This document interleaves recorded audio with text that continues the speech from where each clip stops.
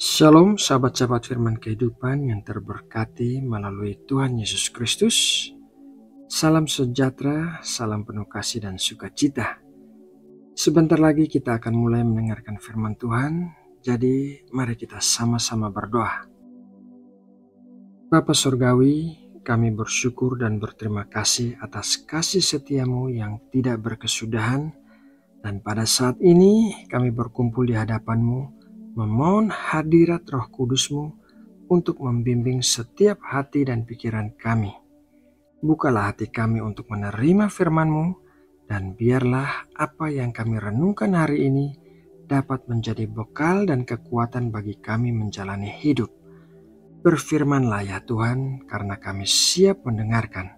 Hanya di dalam nama Tuhan Yesus Kristus kami berdoa. Amin. Sahabat firman kehidupan yang terkasih, setiap dari kita sebagai orang Kristen pasti pernah mengalami kesulitan dan masalah dalam hidup. Entah itu masalah keluarga, masalah pekerjaan, masalah keuangan, masalah kesehatan, atau bahkan pergumulan dalam iman. Ini adalah bagian tidak terpisahkan dari perjalanan kita di dunia ini. Firman Tuhan tidak menjanjikan hidup yang bebas masalah, tetapi justru sebaliknya. Kita diingatkan bahwa di dunia ini kita akan mengalami kesukaran. Tuhan Yesus sendiri berkata dalam Yohanes 16 ayat 33 demikian, "Semuanya itu kukatakan kepadamu, supaya kamu beroleh damai sejahtera dalam Aku. Dalam dunia kamu menderita penganiayaan, tetapi kuatkanlah hatimu. Aku telah mengalahkan dunia." Ayat ini dengan jelas menunjukkan bahwa masalah itu pasti ada. Namun yang seringkali menjadi jurang pemisah antara kemenangan dan kekalahan rohani bukanlah keberadaan masalah itu sendiri, melainkan ketidakmampuan kita untuk bangkit dari kegagalan. Kita terjebak dalam rasa putus asa, menyalahkan diri sendiri, atau bahkan menyalahkan Tuhan. Kita merasa tidak mampu, tidak layak, dan akhirnya menyerah. Inilah yang membuat kita terus-menerus terpuruk dalam kekalahan rohani, merasa jauh dari Tuhan dan kehendak-Nya. Pernahkah Anda merasa seperti itu?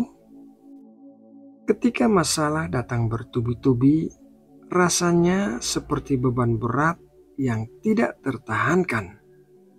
Kita mungkin berdoa, membaca Alkitab, bahkan melayani, tetapi hati kita tetap terasa berat dan kosong. Kita seolah-olah berputar-putar di lingkaran yang sama, jatuh dan jatuh lagi. Ini adalah strategi utama iblis. Dia tidak perlu membuat kita jatuh dalam dosa besar, cukup dengan membuat kita merasa tidak berdaya dan terpisah dari sumber kekuatan kita, yaitu Tuhan. Iblis tahu betul di mana letak kekuatan kita. Dia tahu bahwa ketika kita bergantung sepenuhnya kepada Tuhan, kita tidak akan tergoyahkan. Oleh karena itu, rencana utama iblis adalah memisahkan kita dari ketergantungan kepada Tuhan. Iblis akan menggunakan berbagai cara untuk mencapai tujuannya. Cara iblis yang pertama adalah menanamkan keraguan dan ketakutan. Ketika masalah datang, iblis akan membisikkan keraguan di hati kita. Apakah Tuhan benar-benar peduli padamu? Mengapa Dia membiarkan ini terjadi? Iblis ingin kita meragukan kasih dan kuasa Tuhan, sehingga kita tidak lagi percaya bahwa Tuhan sanggup menolong kita. Firman Tuhan dalam 1 Petrus 5 ayat 8 berkata demikian, "Sadarlah dan berjaga-jagalah. Lawanmu si iblis berjalan keliling sama seperti singa yang mengaum-ngaum dan mencari orang yang dapat ditelannya. Singa yang mengaum-ngaum tidak selalu menyerang langsung. Terkadang dia hanya ingin menakuti mangsanya hingga lumpuh dan menyerah. Cara iblis yang kedua yaitu membangkitkan rasa bangga diri dan mengandalkan kekuatan sendiri. Ketika kita berhasil melewati suatu masalah dengan usaha keras kita sendiri, iblis akan mencoba membuat kita merasa bangga dan berpikir, "Aku bisa menghadapinya sendiri." Ini sangat berbahaya karena secara perlahan kita akan mulai mengandalkan kekuatan dan kepintaran kita sendiri. Kita melupakan bahwa segala kekuatan dan hikmat berasal dari Tuhan. Firman Tuhan dalam Mazmur 118 ayat 8 berkata demikian, "Lebih baik berlindung pada Tuhan daripada percaya kepada manusia." Cara iblis yang ketiga yaitu membuat kita terfokus pada masalah, bukan pada Tuhan. Iblis ingin pandangan kita tertuju pada besarnya masalah yang kita hadapi, bukan pada besarnya Tuhan yang kita layani. Ketika kita terus-menerus memikirkan masalah dan kesulitan, kita akan merasa kewalahan dan putus asa. Kita melupakan janji-janji Tuhan dan kuasa-Nya yang tidak terbatas. Firman Tuhan dalam Mazmur 121 ayat 1-2, nyanyian Syarah. Aku melayangkan mataku ke gunung-gunung, dari manakah akan datang pertolonganku? Pertolonganku ialah dari Tuhan yang menjadikan langit dan bumi. Cara iblis yang keempat yaitu membangun dinding kepahitan dan kemarahan. Jika kita terus-menerus jatuh dan merasa tidak mampu bangkit, iblis akan memanfaatkan kesempatan ini untuk menanamkan kepahitan dan kemarahan di hati kita. Kepahitan terhadap orang lain, bahkan kepahitan terhadap Tuhan, ini akan menjadi penghalang yang besar bagi kita untuk kembali bergantung kepada Tuhan dan mengalami pemulihan. Firman Tuhan dalam Ibrani 12 ayat 15, jagalah supaya jangan ada seorang pun menjauhkan diri dari kasih karunia Allah, agar jangan tumbuh akar yang pahit yang menimbulkan kerusuhan dan yang mencemarkan banyak orang. Sahabat firman kehidupan yang terkasih, bagaimanakah kita bisa bangkit dari kekalahan rohani ini? Kunci utama dan satu-satunya adalah ketergantungan total kepada Tuhan. Ini bukan sekedar kata-kata, melainkan sebuah pilihan dan sikap hati yang harus terus-menerus kita latih. Ketergantungan ini berarti yang pertama yaitu mengakui kelemahan kita dan mengandalkan kuasa Tuhan. Kita harus jujur pada diri sendiri bahwa kita tidak mampu menghadapi semuanya sendirian. Kita perlu mengakui kelemahan dan keterbatasan kita di hadapan Tuhan. Dan saat itulah kuasa Tuhan akan dinyatakan dalam hidup kita. 2 Korintus 12 ayat 9 berkata, tetapi jawab Tuhan kepadaku, cukuplah kasih karuniaku bagimu, sebab justru dalam kelemahanlah kuasaku menjadi sempurna. Sebab itu terlebih suka aku bermegah atas kelemahanku, supaya kuasa Kristus turun menaungi aku. Ini adalah paradoks iman. Ketika kita lemah, disitulah kita menjadi kuat, karena Tuhanlah yang bekerja. Hal yang kedua yaitu berdoa dengan tidak henti-hentinya dan percaya sepenuhnya. Doa adalah jembatan penghubung kita dengan Tuhan. Lewat doa, kita mencurahkan isi hati kita, menyampaikan pergumulan kita dan memohon pertolongan kepadanya. Penting untuk berdoa dengan iman, percaya bahwa Tuhan mendengar dan akan menjawab doa kita sesuai dengan kehendak-Nya. Filipi 4 ayat 6 dikatakan demikian. Janganlah hendaknya kamu khawatir tentang apapun juga, tetapi nyatakanlah dalam segala hal keinginanmu kepada Allah dalam doa dan permohonan dengan ucapan syukur. Damai sejahtera Allah yang melampaui segala akal akan memelihara hati dan pikiranmu dalam Kristus Yesus. Hal yang ketiga yaitu membaca dan merenungkan firman Tuhan.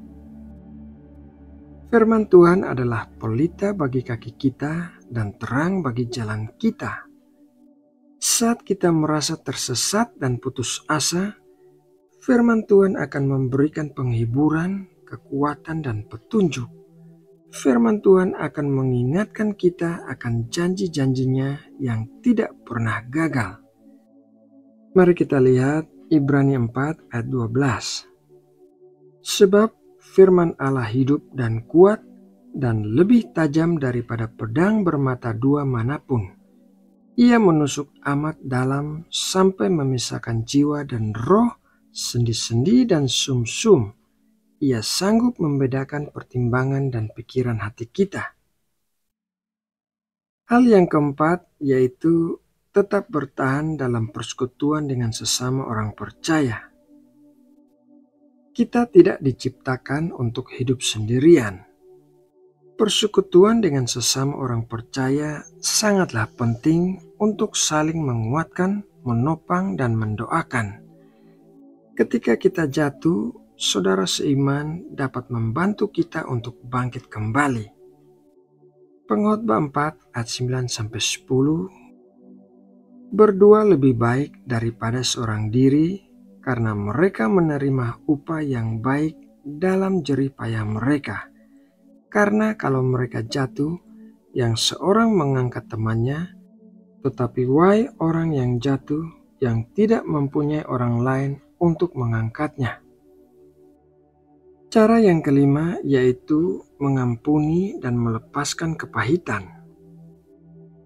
Untuk bisa sepenuhnya bergantung kepada Tuhan, kita perlu melepaskan segala beban kepahitan dan kemarahan yang mungkin kita simpan. Mengampuni bukan berarti melupakan, tetapi melepaskan beban itu kepada Tuhan dan membiarkan Dia yang bekerja. Firman Tuhan dalam Markus 11 ayat 25 berkata demikian.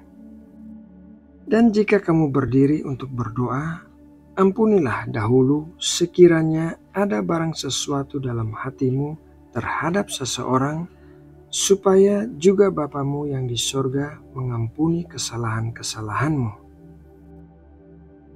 Sahabat firman kehidupan yang terkasih, ingatlah bahwa setiap masalah yang kita hadapi adalah kesempatan bagi Tuhan untuk menyatakan kemuliaan-Nya. Ini adalah kesempatan bagi kita untuk semakin bertumbuh dalam iman dan semakin bergantung kepadanya. Kekalahan rohani bukanlah akhir dari segalanya, tetapi justru merupakan titik balik di mana kita bisa memilih untuk berbalik kepada Tuhan dengan segenap hati. Jika saat ini Anda sedang bergumul dengan masalah dan merasa sulit untuk bangkit, janganlah menyerah. Tuhan tidak akan pernah meninggalkan Anda. Tuhan selalu ada, Dia selalu siap untuk menopang dan mengangkat Anda. Percayalah, ketika Anda memilih untuk melepaskan segala kekhawatiran dan sepenuhnya bergantung kepadanya, Anda akan menemukan kemenangan yang sejati. Kemenangan itu bukan berarti masalah langsung hilang, tetapi Anda akan memiliki kekuatan dan damai sejahtera untuk menghadapinya, bahkan di tengah badai sekalipun. Mari kita jadikan setiap kegagalan sebagai tangga menuju kemenangan dengan satu-satunya kunci, yaitu ketergantungan yang teguh kepada Tuhan. Nah, sahabatku, demikianlah renungan firman Tuhan hari ini. Kiranya Roh Kudus menyentuh hati dan mengubahkan setiap kita yang mendengarkan dengan sungguh-sungguh. Mari kita berdoa menutup saat teduh kita. Bapa kami yang di sorga, terima kasih atas firman-Mu yang telah kami dengar dan renungkan bersama-sama hari ini.